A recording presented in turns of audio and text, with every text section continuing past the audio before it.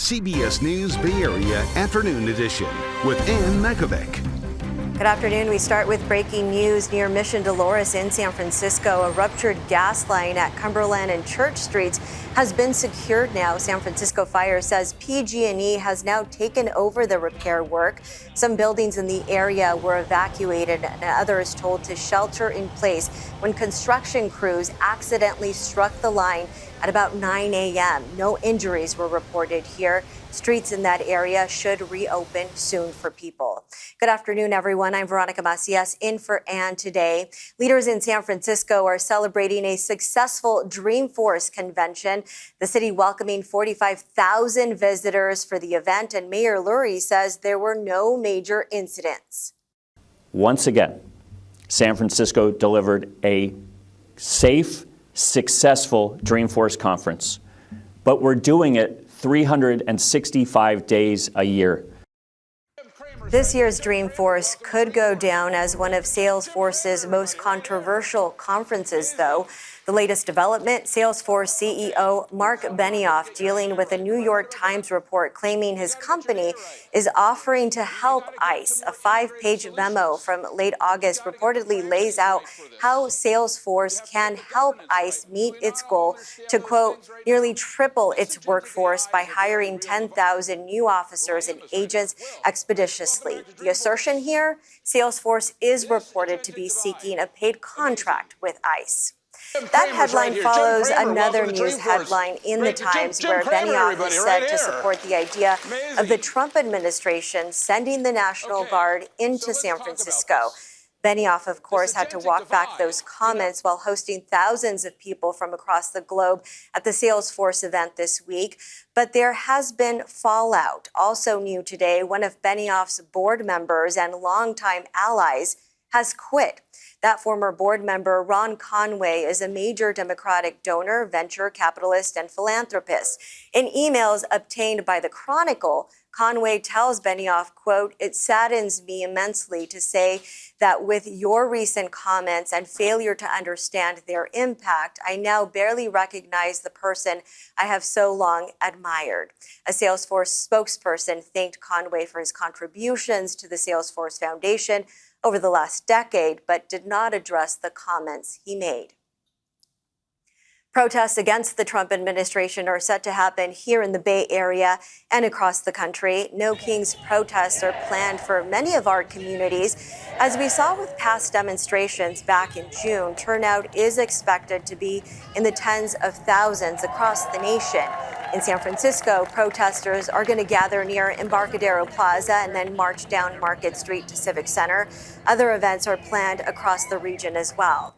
CBS News Bay Area will bring you live coverage of the No Kings protests across the Bay Area. That coverage starts at 2 p.m. tomorrow, and you can watch on kpix.com and also streaming on the free CBS News app. Taking a live look at our nation's capital on Capitol Hill right now, it's day 17 of the federal government shutdown.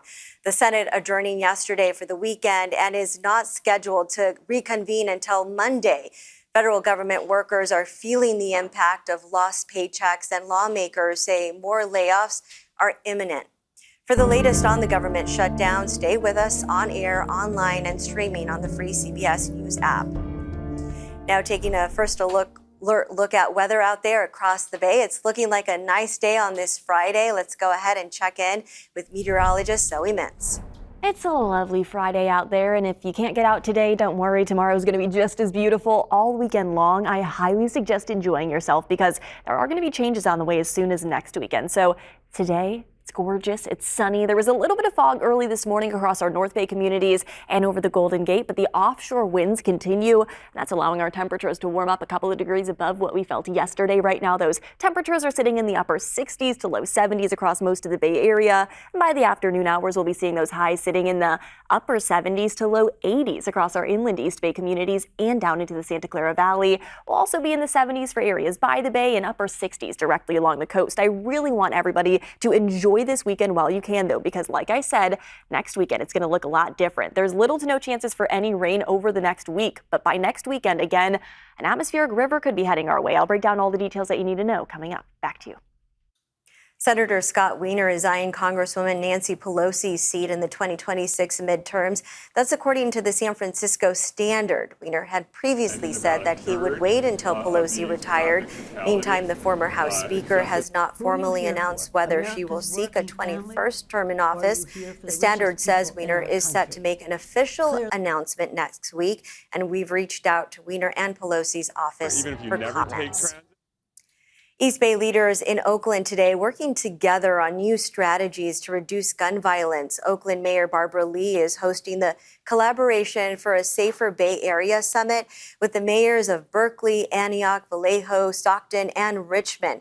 Ahead of the regional summit, local leaders and community partners say that it's time to focus on tracking guns and those supplying them to Bay Area communities. We've got to get the weapons of war off the streets of America, and we have to make sure that we work together to ensure that those who engage in gun violence are held accountable, but also that we prevent gun violence. Today's summit will include presentation on Oakland's groundbreaking gun tracing efforts and sessions on community-led intervention programs.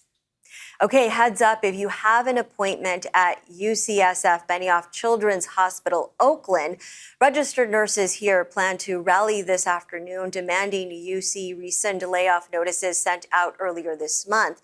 The nurses say leadership promised no layoffs when the hospital was fully incorporated into the UC system during the summer. They also say services centralized in San Francisco means delays for patients over in Oakland. We've also reached out to UCSF for comment, and we're waiting to hear back. Still ahead here at noon and streaming on the CBS News Bay Area app, housing help for our neighbors with development disabilities. We'll hear about this project now in the works over in Contra Costa County. And injuries have been the 49ers story all season so far, but there's some promising news on offense. That's coming up in your Red and Gold report.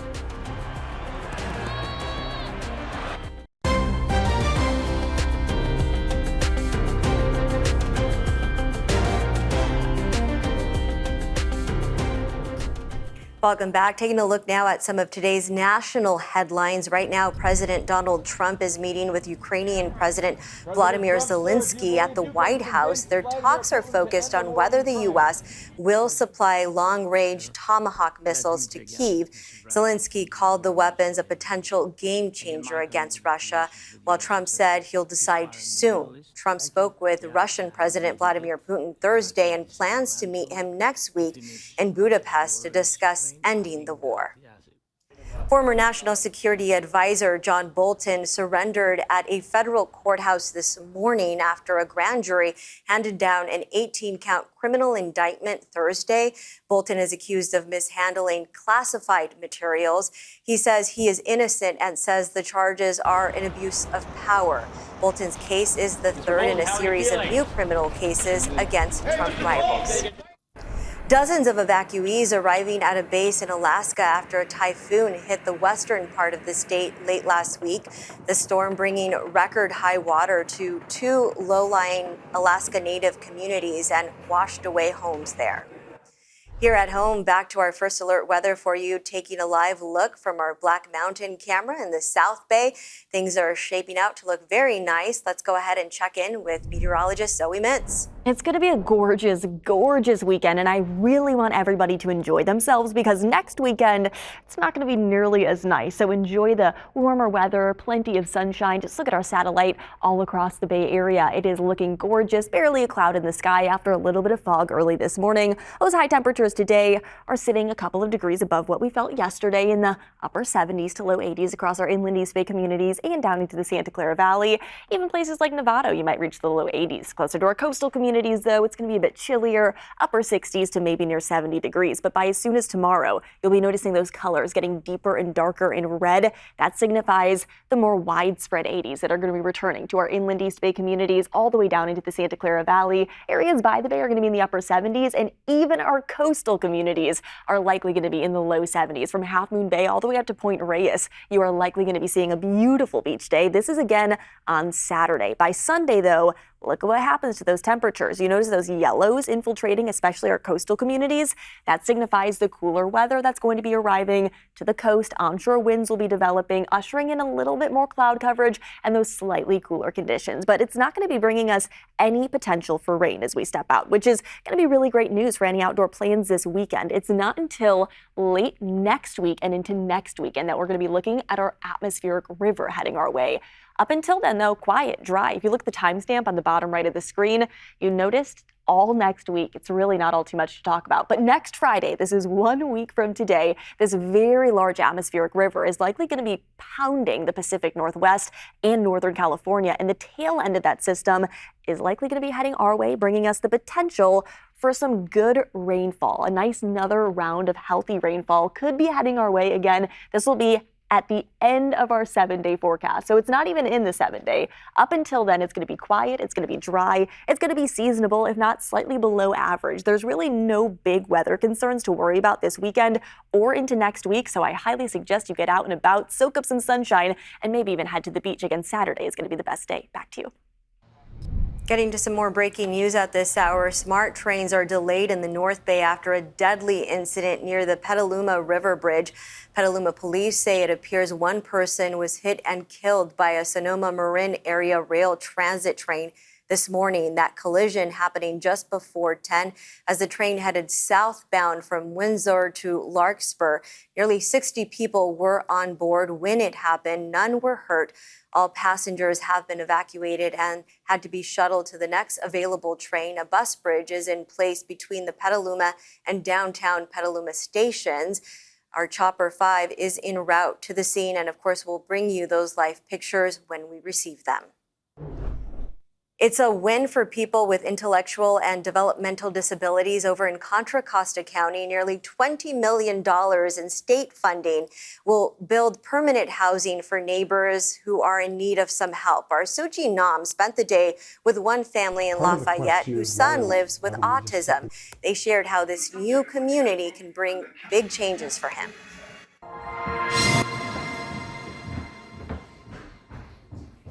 That one. For the past 17 years, I'm showing you the garbage. Chris Treat has been taking out his neighbors' garbage bins.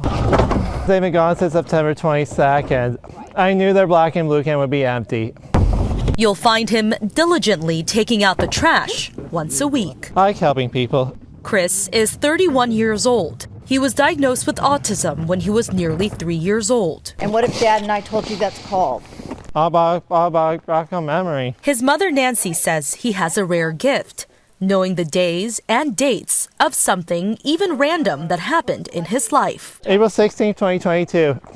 When his brother played baseball. A Saturday. Chris lives with his parents. There you go. We do this once a week to help keep his scalp clear. Nancy and her husband Steve have been desperately searching for a community that supports those with developmental disabilities. We've looked at private options and they are unaffordable. With no luck, it's forced them to look for out-of-state options. He needs to be in an environment where he is safe. That is the most important word to me. But now, there is hope. Sunflower Hill, a nonprofit organization, announced they received nearly $20 million in state funding to build permanent supportive housing for individuals with intellectual and developmental disabilities in Lafayette. Founder Susan Houghton says the goal is to build 48 units, but still needs more funding before construction begins. Hope for the future that your loved one can live independently, but also not unlike senior living in a very supportive activities-based location, where if they want to go down and take a cooking class, they can. If they want to do yoga, it's there. If they want to garden, there's that opportunity. Opportunity for Chris to grow. Part of the question is why don't we just keep him at home? It works so well here. That'll work as long as it works, but we're not going to live forever, which is why we need to find him a place. While Chris will need to join the lottery system for Sunflower Hill housing, they are optimistic. He's going to get to the other end of the tunnel. There's going to be a light. And Chris, too, is excited. My family, my friends, my program. Holding on to the hope for a comfortable and safe future. Oh, Chris, we know you'll do just great. Sunflower Hill says it's about halfway through funding and the project's construction is expected to take about a year. The nonprofit also plans to apply for more housing grants, tax credits, and even possibly some federal loans. No date yet on when they think their doors will open. The 49ers are back in action this Sunday, taking on the Atlanta Falcons at Levi's Stadium. The team has been battling injuries all season long, but at least the quarterback room seems to be getting healthier. Matt Lively has more in the Red and Gold Report. This is the Audi Red and Gold Report. The 49ers quarterback room is trending in the right direction health-wise. Mac Jones practiced without restrictions on Thursday, while Brock Purdy was once again limited. But it's an encouraging sign to see both quarterbacks take the field for the second day in a row. Whoever's under center on Sunday might have to go without receiver Ricky Pearsall for another week. Pearsall missed practice again Thursday as he heals from a knee injury. Kendrick Bourne's done his part in Pearsall's absence, putting in back-to-back games with 142 receiving yards in each. But it's his maturity that's impressing Kyle Shanahan the most. He's unbelievable now. I think he's like one of the more adults in the building, which I don't think I would have ever said that 6 years ago. He's a grown-up. Speaks like he went to Ivy League now. Love having him in the building. Always have. Just keep growing, while we're in this position right now, and it's showing. So all the little things, they add up. For the Red and Gold Report, I'm Matt Lively. Still ahead here on CBS News Bay Area, a reality check on an exercise trend. Can weighted vests truly help improve your workout? I'm Jared Hill with what health experts have to say about this fitness craze sweeping social media. It's a fitness trend that may have caught your eye recently. People walking around or working out in weighted vests. Some posts on social media come with claims that they can help boost weight loss or even build stronger bones. Jared Hill puts the weighted vest to the test. I have my weighted vest on. Weighted vests are having a moment in personal fitness. Noam Tamir, a trainer himself, says he started using a vest to boost his morning treadmill walk and get ready for some hiking. This is great because it kind of prepares you for, if you're putting a backpack on with, all the equipment that you need for a hike. Heather Milton, an exercise physiologist with NYU Langone Health, says walking with these vests can enhance a cardio workout and raise your heart rate. But she says data does not support the common claim that walking in a vest improves bone density. Only 20 or 30 minutes of walking, we don't really know if it has the same benefit because it's such a small amount of time. For those looking for benefits, here's a clear place to start. And then this one is adjustable with the weight, right? Yeah, so we're gonna start around a 5% of what your body weight would be. Milton says choose a vest with adjustable weight to work your way up. She says a weighted vest can also enhance resistance training if you wear it when lifting weights or doing calisthenics. It stimulates adaptations of building better muscle, bone health, and tendon and ligament health. The latest social media-driven fitness craze comes as about 3 in 5 adults tell health policy researchers at KFF that they use social media to find health information and advice. For Milton, all the TikTok and Instagram posts provide an opportunity to educate her clients. Use that information to tell them whether or not something they've seen is beneficial for them individually. Or if it's not worth its weight in sweat.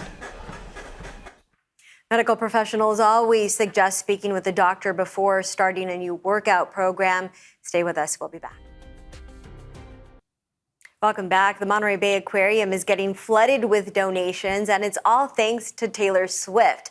That's because she was seen wearing a vintage Monterey Bay Aquarium otter t-shirt in her movie Official Release Party of a Showgirl, promoting her latest album. So the aquarium tracked down the artwork and launched a fundraiser selling that shirt online, hoping to raise money for their sea otter program.